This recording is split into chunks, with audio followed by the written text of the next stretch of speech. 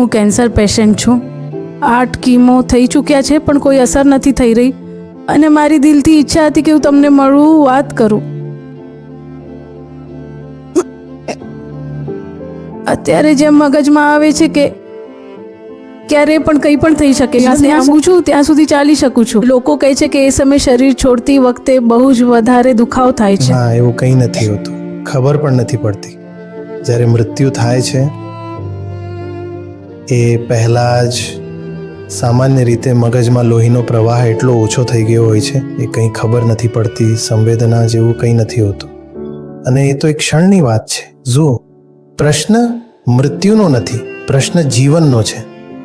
વાત એ છે કે જ્યાં સુધી આપણે જીવી રહ્યા છીએ ત્યાં સુધી કેવી રીતે જીવી રહ્યા છીએ.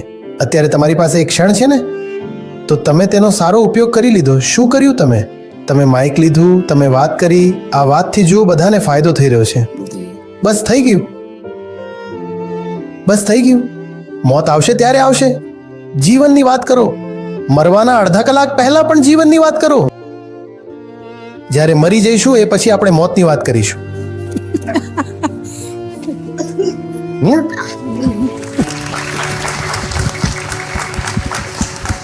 બની શકે આપણે સ્ક્રીન પર મળતા રહીએ, બની શકે ક્યારેક આમને સામને પણ મળીએ, બની શકે આપણે ક્યારેય ન મળીએ.